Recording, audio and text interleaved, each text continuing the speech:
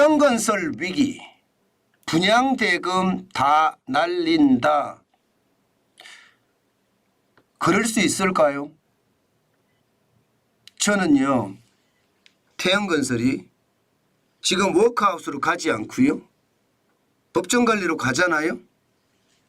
그러면요, 분양대금을 날릴 수 있는 경우도 있다고 생각합니다.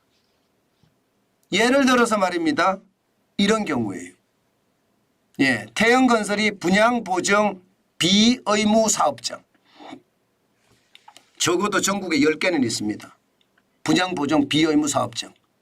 예를 들어서 오피스텔, 지식산업센터, 생활형 숙박시설.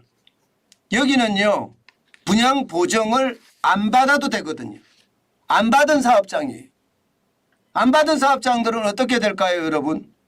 분양을 받았다고 하더라도요, 그 사업이 계속 진척이 되지 않으면 내가 분양을 받은 분양대금을 냈을 거 아니에요? 그 대금을 언제 받을지 모르는 거예요. 게다가 사업 시행이라는 게 그렇잖아요. 오피스텔을 짓든 지식산업센터를 짓든 생활형 숙박시설을 짓든 이게 분양이 많이 됐으면 계속해서 지어서 올라갈 수 있지만 분양이 일부분만 됐다면 태영건설이 위기를 맞기 때문에 분양을 할 수가 없을 수도 있습니다. 그러면 공사가 계속 지연될 거고요. 여기에 말입니다. 다른 건설사가 지으려고 하더라도요, 다른 건설사들도 분양이 적게 됐기 때문에 이거를 내가 들어가서 짓겠다, 이런 건설사들이 없을 수가 있습니다. 그만큼 줄 수가 있습니다. 그렇게 되면 여러분, 오피스텔을 짓든 지식산업센터를 짓든 생활형 숙박시설을 짓든 이거 내가 분양을 받았다고 하더라도 언제 입주할지 모른다는 뜻이에요. 그러면 여러분, 분양대금은 안 날렸을지 모르지만 이게 길어지면 길어질수록 그 분양대금은 어떻게 될까요? 점점 순삭돼 가겠죠. 순삭. 점점 줄어들 겁니다. 그러다가 사업을 아예 포기하는 단계가 오면 분양대금도 쪼그라들어서 포기하는 사태가 벌어질 가능성도 굉장히 높습니다.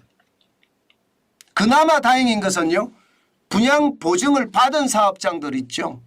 지금 대부분이 아파트라든가 뭐 주거시설에 대해서는요, 뭐 오피스텔이나 이런 걸 빼고 말입니다.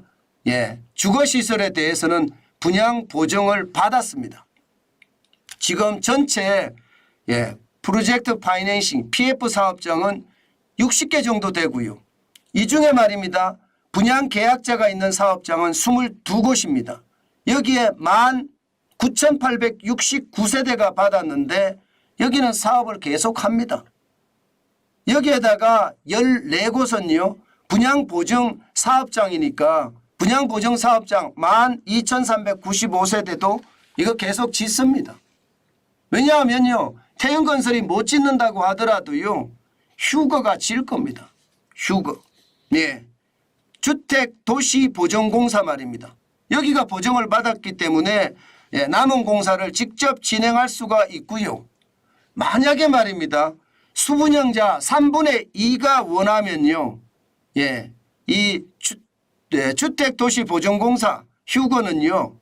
그간에 납부한 계약금이나 중도금도 다시 말해서 분양대금 돌려줄 수도 있습니다. 3분의 2가 찬성을 하면. 근데 문제는 돌려주더라도요. 이자는 안 돌려줍니다. 이자는 원금만 지급합니다. 원금만 지급하기 때문에 반드시 이것은 알아야 되고요. 또 이게 만약에 시공사를 교체해야 된다. 그러면 시공사 교체에 따른 입주 지연도 불가피하게 됩니다. 만약에 법정관리로 들어가면요. 이거는 사업이 지체되는 건 어쩔 수 없을 겁니다. 사업이. 이게 분양을 받아서 내가 입주를 못한다는 아니에요. 그러나 그 사업이 예정된 시간 내에 들어가지는 못할 것으로 그렇게 보입니다. 어쨌든 분양을 받았고 분양 보증이 된 사업장 전체 36개에 대해서는요. 뭐 일 없이 들어갈 수 있다. 그러나 시간이 좀 지체될 수도 있다. 뭐 이 정도입니다. 이 정도. 그렇지만 앞서 말씀드렸던 분양 보정이 비의무가 되는, 의무가 없는 사업장, 오피스텔이나 지식산업센터나 생활형 숙박시설은 이게 손해를 볼 수 있다. 뭐 이 정도가 핵심입니다. 그런데 문제는요. 문제는 만약에 태영건설이 지금 워크하우스로 가지 않고 법정관리로 가잖아요. 그러면 문제가 하나 생기는 게 있습니다. 어떤 문제가 생기느냐. 이거예요. 협력업체. 협력업체가 현재까지 581개라고 이야기가 되어 있는 것은 여러분들 다 아실 겁니다. 그렇지만 실질적으로 계약을 한 협력업체 581개고요. 여기다가 하도급 계약 건수 581곳이 1096건의 계약을 했습니다. 이것은 건설공제조합의 직업보정이 들어있기 때문에 문제없이 해결이 될 가능성 높습니다. 문제는요. 581개와 협력업체 다른 2차 협력업체의 계약은 어떻게 되냐 이거죠. 그것은 문제가 될 겁니다. 그러면 1000개가 넘는다고 합니다. 1000개가. 1000개가 넘으면 어쩔 수 없이 이게 차질을 빚을 수밖에 없고요. 그 차질은요. 아마 말입니다. 분양이 안 되는 것은 아니겠지만 연기가 되는 것은 어쩔 수 없는 상황이다. 이렇게 봐야 되고요. 만약에 워크하우스로 들어갔을 경우는 뭐 지금대로 공사가 진행이 될 겁니다. 벌써 말입니다. 경남 기업이나 풍림산업이나 다 워크하우스에 들어갔거든요. 그런데 경남 기업이나 풍림산업도 워크하우스에 들어갔지만 부실 기업이 채권단의 채무를 제대로 상환할 수 있도록 도와주는 게 워크아웃이기 때문에 어쨌든 지어서 분양을 하게 도와줘서 뭐 특별한 무리가 없이 갈 겁니다. 제가 계속 말씀드리지만 이게 워크아웃에 가느냐 아니면 법정관리, 법정관리로 가느냐 굉장히 다릅니다. 워크아웃은 채권단 75%가 찬성을 하면 워크아웃으로 들어갈 수 있습니다. 그러나 법정관리는 채권단 100%가 동의해서 워크아웃으로 또 가요. 워크아웃으로는 가겠죠. 그렇지만 죄송합니다. 법정관리도 갈 수 있겠죠. 그러나 제일 중요한 것은요. 이게 태영건설의 자구 노력이 그 어느 때보다 지금은 필요하지 않을까 싶어요. 지금 태영건설이 제시한 4가지 자구안 뭐 태영인더스트리의 매각 대금을 549억 원을 지원한다. 에코비트의 매각을 추진한다. 블로원도 지분의 담보를 제공하든가 매각을 추진한다. 평택사이로 지분 62.5%를 제공한다. 이렇게 하지만 이거 마음에 안 들다 이거잖아요. 채권단은. 기본적으로 태영인더스트리 매각 대금 다 집어넣어라 이거예요. 다 안 집어넣었어요. 다 안 집어넣습니다.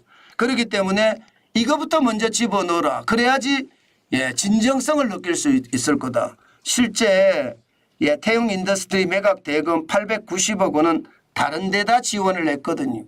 본인들은 TY홀딩스 연대보증 채무상환에 썼다고 하지만 TY홀딩스 연대보증은 어디하고 진 거예요? 태영건설하고 진 거거든요. 그러면 TY홀딩스는 살리겠다는 의지가 강하다고 봐야 되죠.